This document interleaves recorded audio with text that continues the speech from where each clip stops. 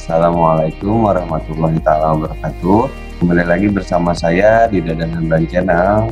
Nah, kali ini saya ingin melanjutkan kembali pembahasan materi mata pelajaran informatika untuk kelas 10 ya. Nah, kita masih akan membahas tentang problem solving. Namun di bagian ketiga ini kita akan membahas tentang pattern recognition atau pola pengamanan. Nah, seperti biasa, sebelum saya mulai ke pembahasan materinya, jangan lupa dukung saya untuk like, share, komen, dan subscribe-nya, karena subscribe itu gratis. Jika kalian telah melakukannya, mari kita lanjut ke pembahasan materinya. Oke, di pertemuan ke-8 ini kita masih akan membahas tentang problem solving. Namun di bagian ketiga, kita akan bahas tentang pattern recognition atau pengenalan pola. Pengenalan pola atau pattern recognition sendiri diperlukan dalam pemikiran komputasi. Pengenalan pola adalah kemampuan untuk mengidentifikasi persamaan atau bahkan perbedaan pola, tren, dan keteraturan dalam data yang kemudian digunakan untuk membuat prediksi dan menyajikan data. Contoh aplikasi yang menggunakan pengenalan pola adalah machine vision. Machine vision atau virtual machine adalah teknologi dan metode yang digunakan untuk menyediakan inspeksi dan analisa berbasis gambar otomatis untuk aplikasi seperti inspeksi otomatis, kontrol proses, dan panduan robot di industri. Machine vision juga merupakan teknologi untuk inspeksi otomatis berbasis image, misalnya pada pengontrolan proses industri, mendeteksi nomor plat kendaraan, good quality inspection, final inspection of sub-assemblies, engine part inspection, label inspection of product, checking medical device for defect, 3D model building atau photogrammetry, robot vision, surveillance, monitor penyusup, analisa trafik jalan tol, dan lainnya. Interaksi manusia dan robot, human-robot interaction. Adapun contoh lain, kita bisa lihat seperti di HP, di perangkat kalian ada pattern recognition. Itu adalah kunci pengaman atau pola pengaman perangkat kalian. Jadi contohnya tidak perlu jauh-jauh, sebenarnya di perangkat HP kalian, mau di tablet, mau di Android, atau di phone, semuanya sudah menggunakan pengamanan pattern recognition. Adapun computer vision sendiri menggunakan pattern recognition, image processing, artificial intelligence, matematik, fisika, dan signal processing. Lalu computer vision sendiri menerapkan pengelolaan citra digital untuk menerapkan algoritma komputer. Untuk pengolahan citra menjadi citra digital, menurut Forrest dan Pons, visi komputer mengekstrak deskripsi dunia dari gambar atau urutan gambar. Visi komputer secara umum adalah area yang mencakup metode akuisisi. Prosesor menganalisa dan memahami gambar untuk menghasilkan informasi numerik atau simbolis. Pemrosesan citra adalah proses mengubah citra dua dimensi menggunakan deteksi tepi, transformasi Fourier, atau teknik peningkatan untuk mendapatkan keluaran citra dua dimensi yang diinginkan, misalnya penghalusan citra. Sampel image processing. Nah, ini adalah contoh dua dimensi gambar.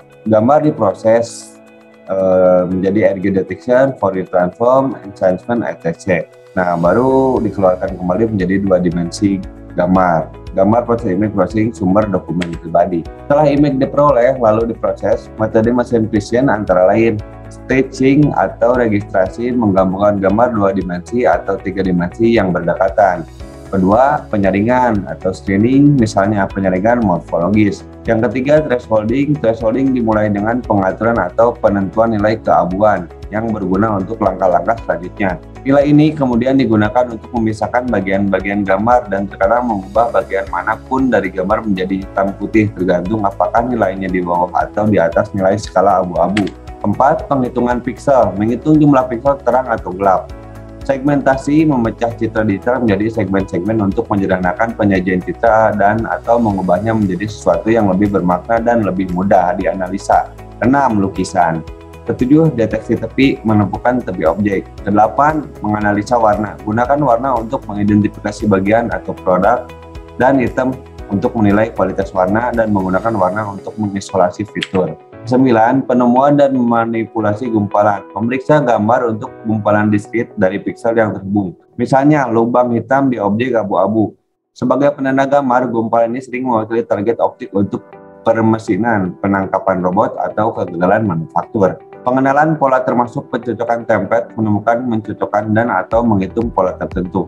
Ini mungkin termasuk lokasi objek yang dapat diputar sebagian disembunyikan oleh objek lain atau ukuran bervariasi. 11.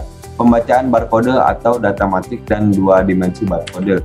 Output umum dari mesin vision adalah keputusan lulus atau gagal.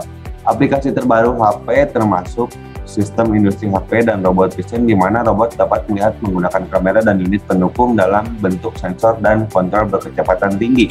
Selanjutnya ada optical character recognition. Optical character recognition sendiri atau OCR adalah proses mengubah gambar huruf menjadi karakter ASCII yang dikenali oleh komputer. Gambar dari surat-surat yang dimaksud dapat berupa scan dokumen, screen untuk pencetak halaman web, foto, dan lain-lain. Menurut Muhammad An-Naresh, dan Ganwat tahun 2014. Salah satu mengapa gambar huruf perlu diubah menjadi karakter ASCII adalah karena karakter ASCII memiliki ruang penyimpanan yang lebih sedikit. Misalnya, paragraf dicetak di layar dan disimpan dalam format PNG. Paragraf juga disalin dan disimpan pada format TXT atau teks. Ini adalah 42 KB untuk file gambar, sedangkan 1 KB untuk file teks. Ini menunjukkan kepada Anda bahwa file gambar selalu relatif lebih besar daripada penyimpanan teks atau ASCII secara langsung.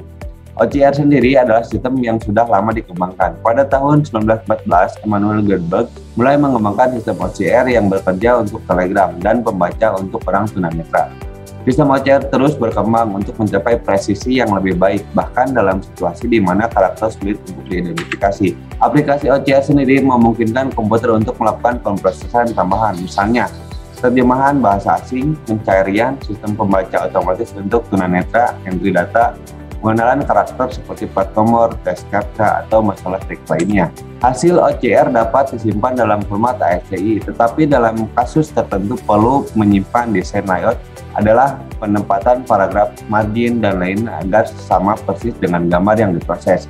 Misalnya, saat mengkonversi buku yang dipindah ke doc atau dokumen, tentu saja posisi paragraf dan lainnya harus sama. Layout disimpan dalam format XML, Extended Markup Language, bernama ALTO. Analisis Layout and Text Object yang dokumentasinya dapat ditemukan di http www.log.standards/alto.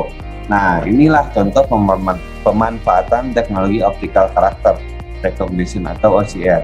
Dapat dilihat pada video aplikasi kamus pintar yang dikemas dalam bentuk kode QR code atau kamus pintar yang diunduh melalui link http://bit.do/kamuspintar. Scan kode QR di samping menggunakan aplikasi QR Code Scanner. Aplikasi QR Scanner dapat diunduh melalui Google Play Store, Android, atau App Store iPhone. Nah, silahkan, mungkin itu cukup sekian tugas pembahasan materi pertemuan ke-8. Seperti biasa, ada tugas ini kalian buat rangkuman catatan materi ini di buku masing-masing, terus dikirim di Google Classroom. Yang kedua adalah buatkan video cara membuat barcode dan dokumentasikan cara menggunakan barcodenya melalui HP kalian masing-masing. Ketiga, buatkan video cara scan barcode di WhatsApp untuk menambah kontak baru dan bergabung dengan grup WhatsApp. Tugas ini bersifat mandiri, tetapi boleh dikerjakan oleh 2 orang. Nah, mungkin cukup sekian pembahasan materi pertemuan ke-8 kita kali ini di mata pelajaran informatika. Tunggu video pembahasan berikutnya. Mohon maaf bila ada kekurangan dan kesalahan. Tetap semangat belajar. Terima kasih. Sampai jumpa di video berikutnya. Wassalamualaikum warahmatullahi wabarakatuh.